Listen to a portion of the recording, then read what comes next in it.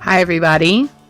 Thanks so much for joining me. It is Friday morning and Sally Talk Live. So you just got me today. So if you saw my post announcing this episode, I know it was pretty dramatic. It was kind of a little dramatic because I called it Failed Parenting and Letting Go.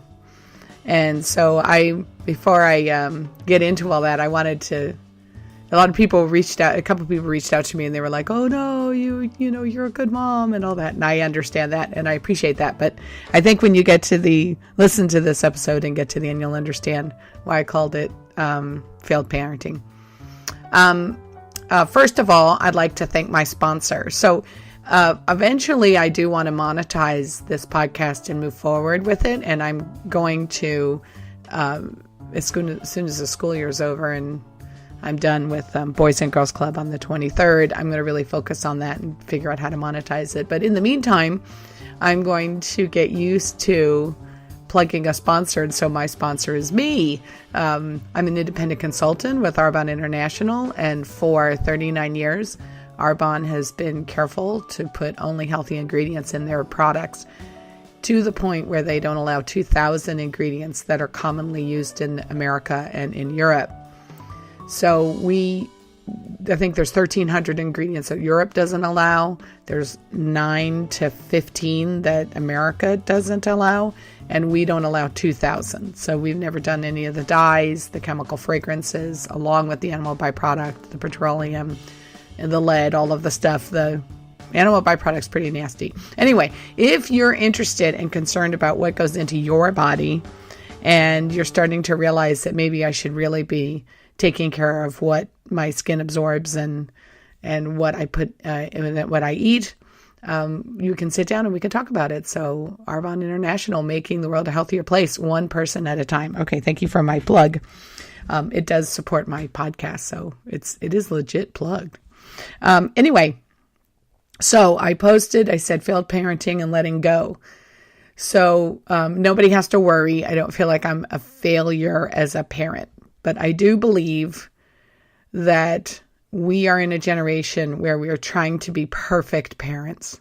I mean, I really do think that with the amount of knowledge, we talk about how much pressure is on teenagers and young people because they have so much available to them and they have access to so much information that they feel overwhelmed. Well, I think my generation, I'm a little older, because I had children. I started having my children when I was in my early 30s, but, and I'm 56. So I do think that there was a lot of pressure on us and we read a lot and there's a lot of information out there to be perfect parents. And I'm sure every generation had that pressure, but I do think that our generation in the information age, starting with What to Expect When You're Expecting books, said, just really the pressure was on to be perfect parents. And I definitely got caught up in all of that myself. I have 4 sons, and the picture that I posted is a picture from Yosemite from 2012. So it's an old picture because I do have 3 adults. My children are 24, 22, 19, and soon to be 15. So since I have adults and since we've been going through a lot recently, I am not really going to talk about them specifically, and I want to respect their privacy. And so I didn't post a picture of them as they are now. And I wanted to just show a picture of back in the day when I thought it was all good.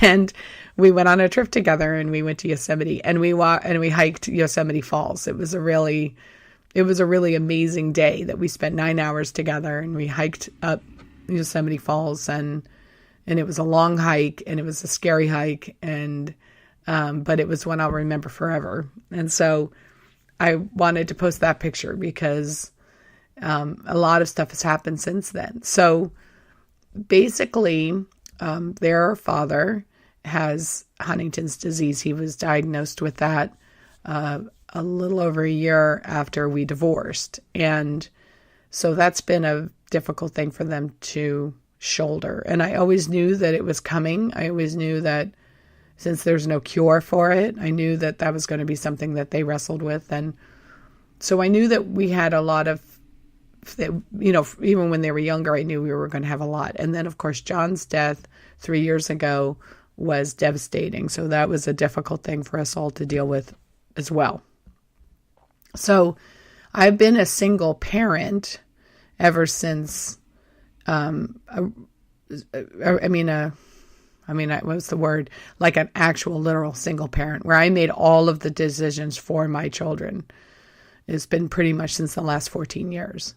And there's two kinds of single parents, and this is with all due respect, but there are some single parents that do share custody and they share the responsibilities and the decision making. There are single parents like me that don't share the responsibility of the child raising. The kids may have visitation and everything, but all the decisions, school, parent-teacher conferences, going to all the events, all of that other stuff, that's completely on my shoulders. Arranging everything was completely on my shoulders. There was no backup. And yes, I have my mom here, but it's not the same as having a parent. And I'm going to talk about that in a minute, of why single parenting really, it's not the best setup for children, I don't think. It is what it is, but it's not the best setup. So anyway, when I was young, I grew up, I was born in Memphis, Tennessee, but when I was about 3, we moved to upstate New York, right along the Canadian border, like really close to Canada. Like you walk down the street and there was Canada. And we had a very, very close-knit neighborhood. And there were a lot of children, and we played a lot with a lot of kids. And I was young for that group. I was a younger one. My brothers and my sister are much older than me. They're 11, 9, and 7 years older than I am. And I was like kind of the little mascot running around and playing with all of these kids. We had kickball teams, and I don't know. I just remember just constantly running around with a pack of kids or being over at somebody's house and a pack of kids. So from a very young age, I always wanted to have children. I always wanted to have a pack of kids around. And I love children, and I think they're hilarious. And I think we can learn a lot from them, and then also they can learn a lot from us. I think it's just I just love kids. I think they're great. And so when I always wanted to get married, I always wanted to have children. That was really foremost before a career was what I wanted. And it wasn't until my parents divorced did I really realize that I started realizing that our childhood wasn't really as idyllic as I remembered. And also, just how the whole dynamic and what happened when something like that happens, it really does shake up a family. So when my divorce, so I had my 4 children, and then when my divorce happened, I'm not going to get into all those details of why it happened, but I was really determined to try and make it so that my children didn't have the same kind of rough, rocky road that I had or we had through my parents' divorce. And also I wanted them to stay close. One of my goals really as a parent was that I wanted them to be close with each other. And I wanted them to have a family unit. I wanted them to have each other so that they could depend on each other. And, like you see, brothers that keep up with each other, check in with each other, make sure and just close and treat each other with respect. And so that was really a goal of mine, was to make sure that they were all very, very close and that they knew that they had each other. And so that was a goal. And so when I became a single parent, I was also the monetary. I supported them completely financially. So that was a big burden. I mean, it was a big stress for me. And my, you don't have no idea. It's funny when you have children and they're little and you're paying for diapers and stuff, you go, oh, it's not that bad. I didn't think it was as bad. And making their baby food and stuff. And you're like, oh, it's not bad. Until they start getting older and stuff happens and you start really realizing how expensive they are. And I mean, I love my children. I don't have any regrets at all, but I'm just saying you really don't see it coming. And anybody who's listening to this who has children knows when middle school and high school start kicking in and the expenses, it's really mind-boggling. And then, of course, I had 4. So there you go. So I've always felt like my kids were kind of destined. It's weird because in my father's family, my father was an only child, but his father, he had 4 there were 4 men. It was my grandfather, then Uncle Adolf, Uncle Harry, and Uncle George. And they were tight. They were all musicians, and they were super close to each other.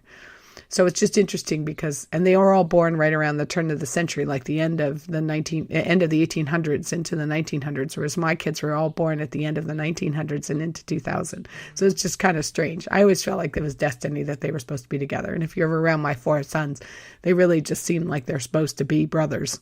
So I do feel that way. Of course, I believe in God, and I do believe somewhat that there is kind of a not necessarily fate, but that there is kind of a little bit of a predestined scenario. We have free will, but anyway, that's another episode. So after, so we went along and I really kind of thought I had it all figured out. I really read everything I could possibly read. I made a lot of decisions that I wasn't going to do. There were things that I just wasn't going to do as a parent. I wasn't going to be disrespectful. One of the things I always wanted was for them to be respectful and have good manners, because I do think good manners helps you. I was raised with Southern parents, and so I had really good manners, and I do think that helped me. Because it just came naturally to me, and I wanted it to come naturally to them. But I always made sure that I showed the same manners to them. So if I asked them to get me something, I would say thank you. I would mirror what it was that I thought they should do. And now it's funny because it really is so ingrained in them. Their manners are kind of there. However, there were things that I did that I'm proud of and everything. But what happened about 2 years ago was that my oldest son came home from college, and it was after John's death, and I was just starting to kind of start seeing some light at the end of the tunnel from grieving after John's death. And my son came home from school, and he and I had a long conversation one day, and he really kind of broke down and shared with me a lot of things that he was struggling with that really came out of nowhere for me. And like I said, I don't want to go into details because it's his private story, but I knew we needed to go to therapy. And I'm a big believer in therapy. It's unfortunate that it's as expensive as it is. And I wish there was some way that we could work it out so that it isn't as expensive, but it's definitely worth it. And so I knew of a therapist that I had met in a networking group that I really liked her a lot. And so I said, hey, I think we need to have family group therapy because I think there's some things that maybe my kids and I need to work out. Now, I'm a big movie fan. So one of my favorite movies, which sounds odd, is a movie called Ordinary People that came out when I was in high school. And there was a therapist, Judd Hirsch, played the therapist, and it was an amazing story. And it's ironic now when I look back on it. I've since watched it recently, and it's a young boy who attempted to take his life and him kind of coming. It's a really powerful movie of him trying to get back into the world and back into life and real life and work through all of the things that caused him to want to take his life. And it's a really beautifully made film. But so as a young person, I've always really understood what therapy was. I kind of understood. I always thought it was necessary, I have to say. I don't really think that I really got it. And coming from my family where we didn't really talk about a lot of stuff, I think I was drawn to it because I liked to want to be that way, but I wasn't really sure that I was that way. And so I thought, oh, well, let's go and get some group therapy, and maybe we can work through some kinks and things. And we did a few group sessions together, and it was all good. And then the dam burst, and a lot of things came out in therapy, and it completely cut me at the knees. There was a lot of stuff that came out that I never saw coming. And there were a lot of things that I did that I was told that I did as a parent that it blindsided me. I couldn't see it. And I mean that I couldn't see it. And I spent quite a bit of time thinking that I had just ruined everything, either from my, the old fashioned, from the ordinary, Mary Tyler Moore and Ordinary People. She said, I don't want to go to a therapist. We don't need to bring a stranger into our family. We can deal with these things ourselves. Well, it was funny because, that's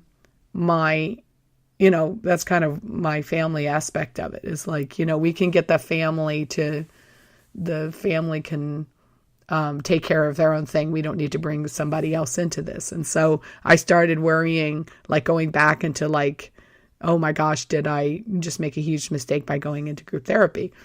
And then I started like thinking, why didn't they, going right into the defensive mode of why didn't they understand everything that I've done for them? Why aren't they grateful for all the things that I've done for them? Because I've worked so hard. I have had to carry everything and shoulder everything myself. And so I had to like work through all of that and then come around the bend and go, okay, what is it that I really want? I really want us to be close. I really want my children to want to be with me. I want them to want to bring my grandchildren to visit me. I want that. So what am I going to need to do to get there? And boy, that was hard because I didn't really understand what it was that I had to do. And so this is a 20-minute, I'm going to try and keep it at 20 minutes or 25-minute podcast episode. So I can't go into everything. So I was going to do like a couple of examples. So it opened up a big floodgate of things. And so when the kids would start to talk to me, I have to tell you that my kids, the one goal I wanted was them to be super close with each other. I've achieved that. They are very tight, and I'm really happy about that. So I even got to the point of saying, well, if they don't ever want to do anything with me, at least they have each other. So that's good, But I was having a conversation with two of my sons at one point, and they were telling me and explaining to me something the way I behaved or what I did or how I am when I'm stressed out, and really like laying it on me.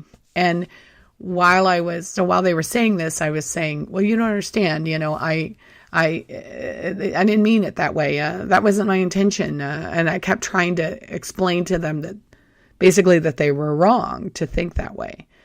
And I couldn't understand. So all of a sudden in the middle of that conversation, it hit me that they were hunkering down and they were determined to convince me that this is what I did. And I realized that they weren't listening to my side of it because I was effectively denying that they had those feelings. And so I wasn't listening to their feelings. And so I didn't realize that at the time. So I thought they would be happy to hear that I didn't have that intention and da-da-da. So all of a sudden I just stopped talking and I just let them talk. And then I made a decision that I just wasn't going to talk anymore when they started sharing things with me. And so I messaged the therapist. And so I went to the therapist and I told her this. And she says, well, you do have to talk. But she goes, let me explain kind of how you can work through these situations. So basically, when you're trying to say you don't understand, you're denying them their feelings. You're telling them they're wrong. And so that's not the way to handle it. And I explained to her, I said, well, you have to understand, I'm a movie person. I like to wrap things up. I've become, ever since all this therapy and everything, I've become a book person and much more patient. But at the time, my feeling is that let's talk this out, let's get it over with, and let's get done so we can, go to bed. I mean, let's wrap it up, like in a movie, a couple scenes. I listened to you, you're wrong, here's why, let's wrap this up. Now you know what my intention was, we're good, forgive me. And I didn't understand the long stretch on how it actually takes time, that you actually have to sit on things, you have to listen and think about them.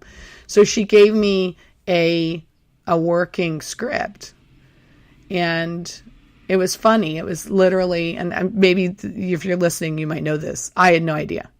So it was, you listen, and then you have two choices. You can say, well, you say, I hear you.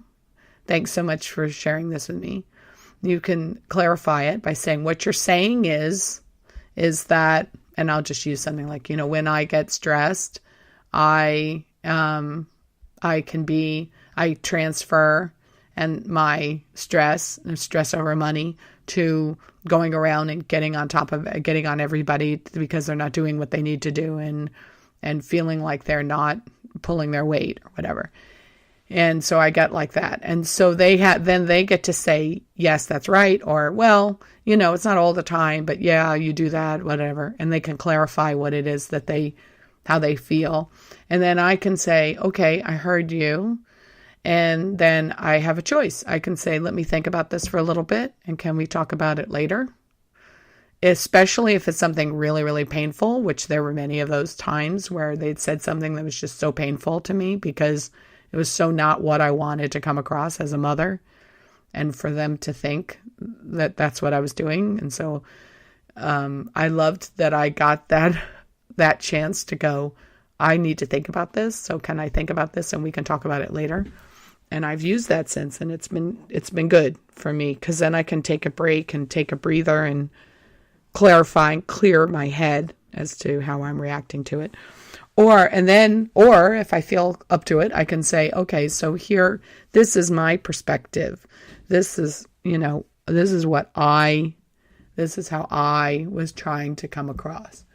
And so I would say, what I was thinking and what I was doing. And then we could go from there. And it was the craziest thing. I went home, and that next day, I had a conversation with my oldest son, and I practiced that. I did that script, and we had a 3-hour conversation, and it was great.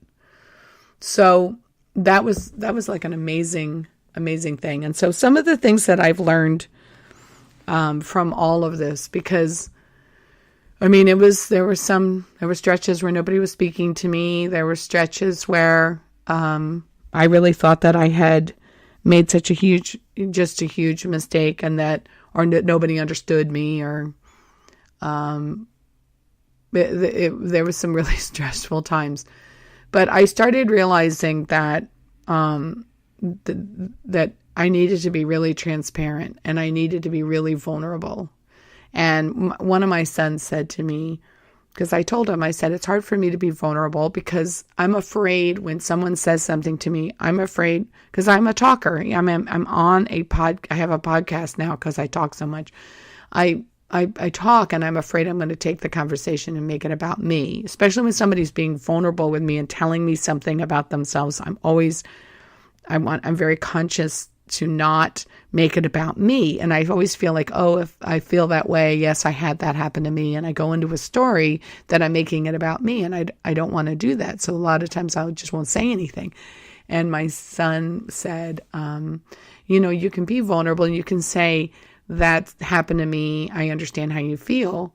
And then you can just leave it at that, and then leave it to the person who's sharing with you whether they want to hear more information. And I thought that was really insightful. It's so simple, but really insightful.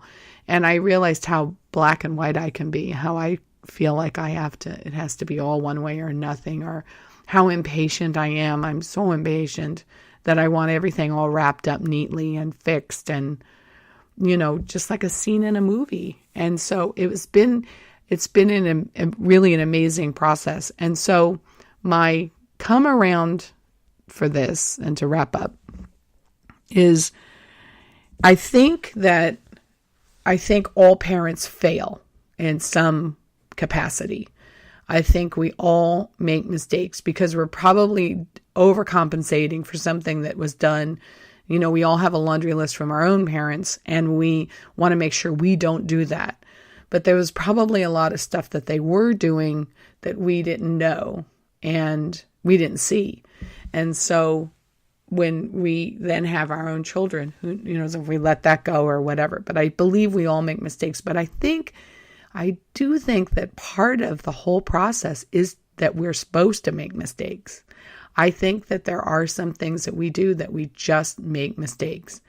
And I think that the moving on and becoming adults, I think the children, that's what makes them want to leave. I think that's one of the reasons why they want to go, is because they want to get on with their own lives and they want to do things differently, and they want to do life the way they think they should do it, do adulting the way they think they should do it. And when they go off, then they'll feel the things that they realized you did and understand, and become more understanding about the stresses and the things that you had to shoulder. But also they can fix the chain. And one of the things that my kids and I have had long conversations about now, because we have wonderful long conversations now, and I really see light at the end of the tunnel. I really do think they're going to bring their grandchildren to see me, is that we wanted to break certain patterns that had happened in both my family and in their dad's family, so that they could then turn around and not continue those certain patterns. And they're all very hopeful about that, and they all want to have children, and they all want to hang out with each other and have all their children hang out with each other. And so I see that now, that facing the things that didn't work and just acknowledging it and just looking them in the eye and then going, you know what, you're right. I did do that. You know what? I really thought about it. And although that wasn't my intention, I really did that. And I'm really sorry. Means the world to them. It's actually all they're looking for, because my children know that I love them, and they know that I was just doing the best I could. And I would much rather admit my mistakes and being wrong and having a long-term, loving, vulnerable relationship with them than sticking by my guns and saying, I was right. The things I did were right. And if you can't appreciate that, then, go off in the world and see if you can do better. I didn't want that. And so I'd rather not be right. And it's actually okay not to be right. And it's been a huge, huge lesson for me, and a huge, just overwhelming thing for me. And having it sit right on top of the grief that I had to go through was excruciating. It was so painful. But yet, as I've learned through grief and through this, when you're in chaos and you're being tossed around in chaos, if you can hold on to hope and my faith and my understanding that God wants good for me, I held on and I kept my eyes open, and I tried to learn the lessons while I was in chaos. And if you can learn that, the only place you're going to learn lessons and the only where you're going to shake off the bad stuff and hold on to the good stuff is in chaos. And so I really felt like I did that. And as hard and excruciating as it was, I really come out of it really a whole different person. And I am so grateful to my children, because I don't think that I would have learned as much about myself if it wasn't for my children. And my children really jumping into therapy and working at it and doing everything that they need to do to get through it. And so I'm really excited now about the future because it actually may be more than I ever even imagined before. So that's my episode today. So I hope you got something out of it. I'm still learning. I'm still growing. I'm still trying to figure it all out. I'll have other episodes about this, but I was kind of dreading this episode because it was a painful one. But recent things have happened with my kids in the last few weeks that have made me see that there's light at the end of the tunnel, and it's not an oncoming train. Somebody I used to work with used to say that. So thanks so much for listening. Feedback is welcome. Please share this. And like I said, I'm going to start really kind of, I'm so glad that I started this so I can get more and more comfortable with the medium, but I really love it. And I've gotten some good feedback about it. And so I just want to continue. I have some good guests lined up. So I hope you'll tune in. Have a, for those of you, that's right. That was funny. I did this episode kind of before Mother's Day. So all of mothers out there, I hope you have a wonderful Mother's Day and enjoy your families and listen to them. Just listen to them and be there for them and listen. And it's okay if you find out you made mistakes, as long as you say you're sorry, right? Okay. I will talk to you next week. Have a great week.